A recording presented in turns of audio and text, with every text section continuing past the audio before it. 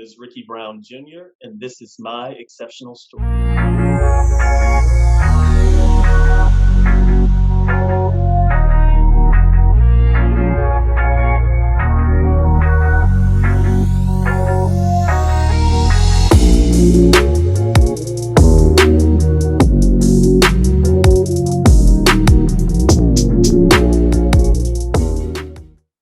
I'm going to say it all started in 1971, which is when I was born.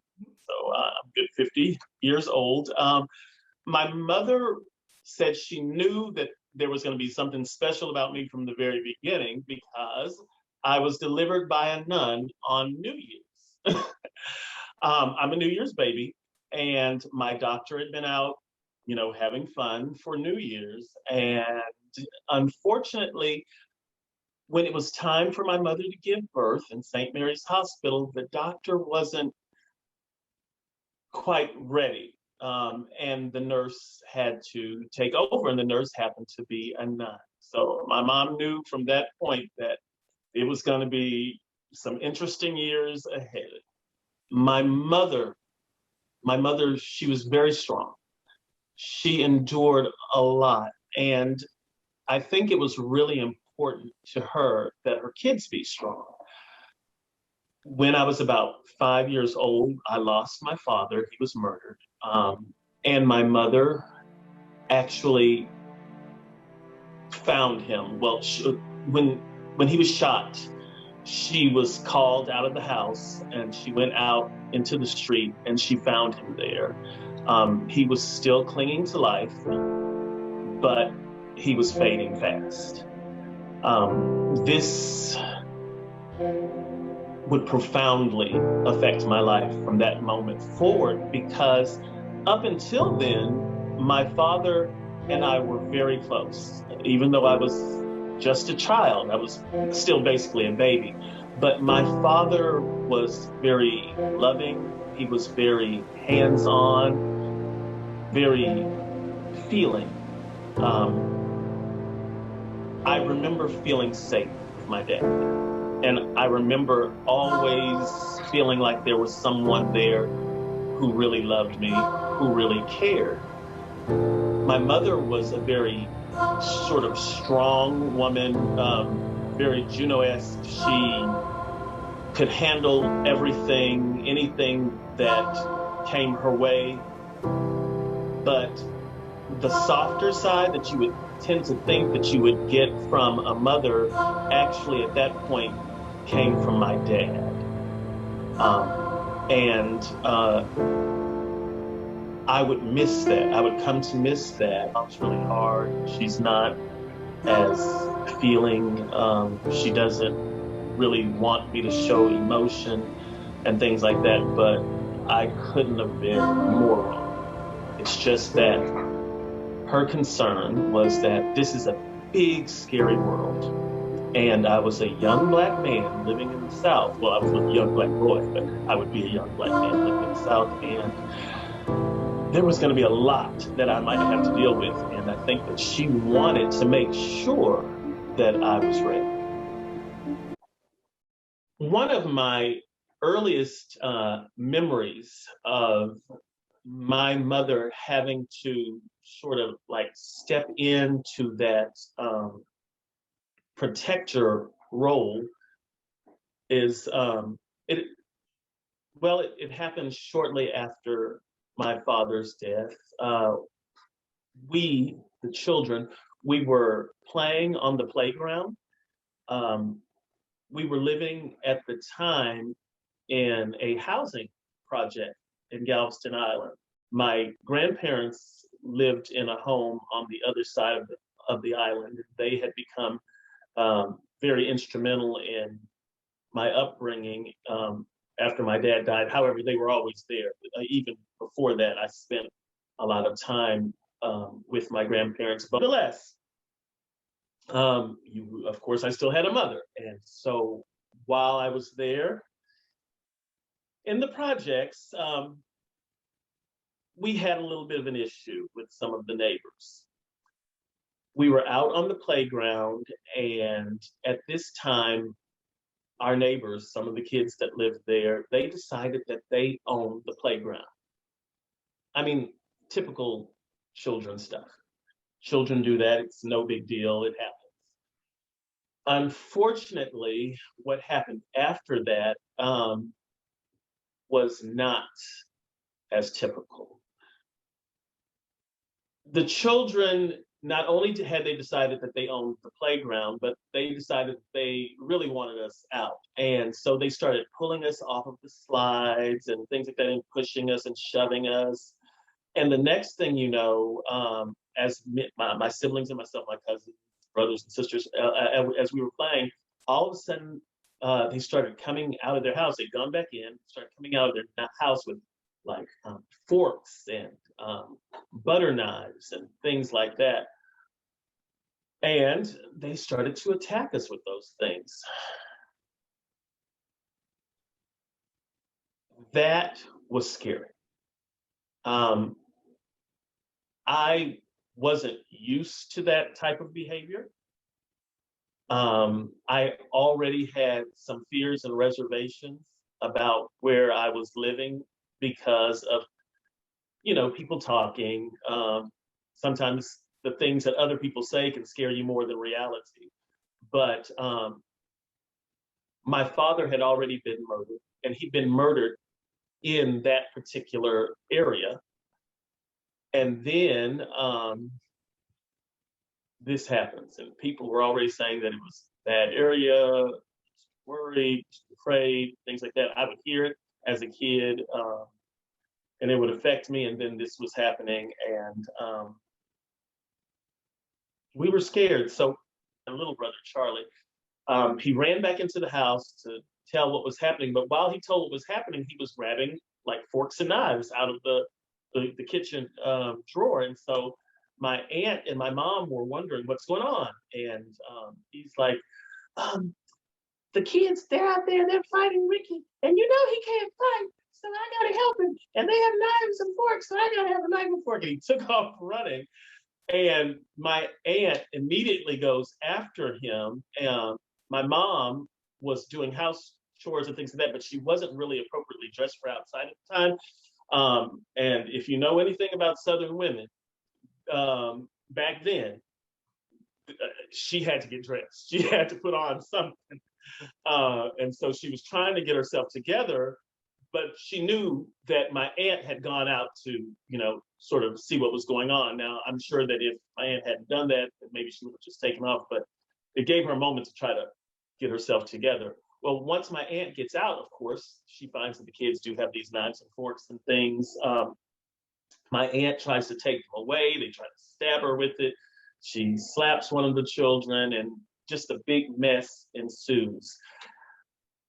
Long story short, my mom gets out there, and the mother hears that my mother slapped her child, which it wasn't. It was my aunt. But nonetheless, she's not thinking about what her child had done and what her children were doing, which was actually putting us in jeopardy, causing a dangerous situation. She and my mom get into an altercation. They have a fight.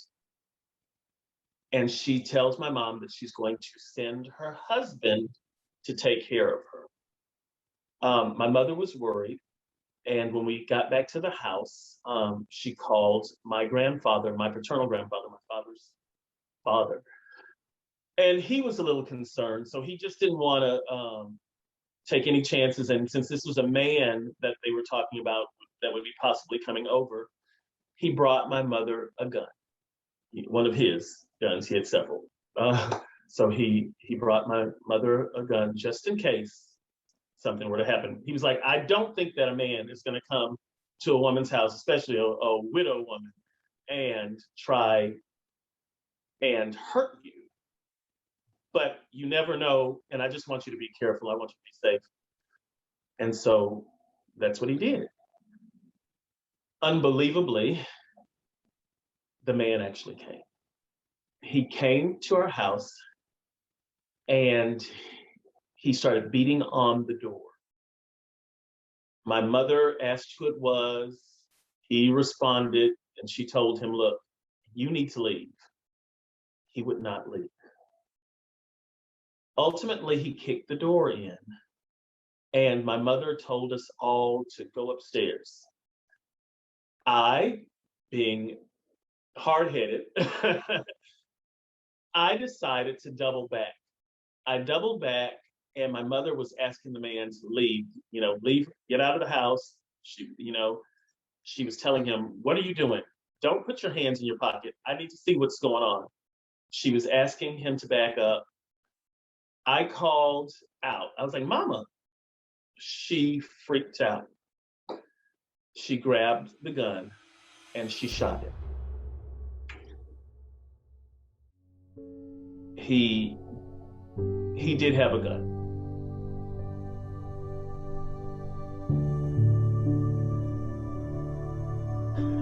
And that's what's so scary, because I just lost my father,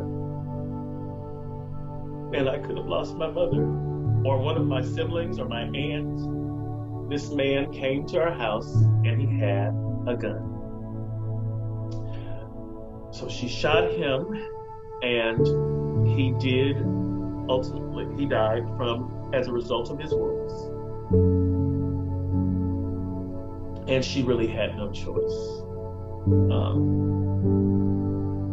But something really kicked in. I mean, she always had this fighter instinct, but something really kicked in from that day forward, where she was just like, not my kids, not here. My kids are going to be safe, and my kids are going to be strong, and they're going to be protected, and they're going to be loved. So at that point, my mother did everything she could to get us out of the hood. And I thank her for that, because I would not be who I am today without her, and without her doing that. My grandparents already lived in a neighborhood that had some diversity. Uh, so I did have some white friends, some Asian friends, some Hispanic friends, and Black friends that lived in the neighborhood already that I knew there. Um, and it was good, because I felt like I got a chance early on to experience all types of people. And that was really important to me, because I wanted to be a person that people could relate to, and that could relate to other people. I didn't know what exactly it was that I wanted to do in life, but I knew whatever I wanted to do was more than just Cedar Terrace, just that area that had taken so much from me. And it was something, there was something in me that wanted to be able to be bigger and reach out to more people. So just having that gave me opportunities to talk to people from different backgrounds, and to find out how other people lived, to understand other people better, and to even help other people to understand me more. The funny thing is that both of my grandmothers are what the antiquated term that they used to use, it was mulattoes. Now we say biracial, where we have other terms, but back then the term was mulatto. And they were from, like, what I would call generational mulattoes, which means they were from Louisiana. And so it's like these generation after generation after generation of people of mixed ancestry. They would just continue to mix with each other, to be able to keep the bloodline, or whatever the way that it was. Um, but the interesting thing about it is that the cultural side of it, the cultural side of what happened with them, sort of gave me a perspective about things that was maybe a little different than some of my other friends, my other African American friends, and things like that. I didn't view things as much as black and white in the way that maybe some of my friends did, because I understood because of that, and also because of some of the people that were in the neighborhood, that everybody wasn't the same and that people could coexist um, and be different, but we were all the same in other ways that made us, I guess you could say, human, if that makes sense.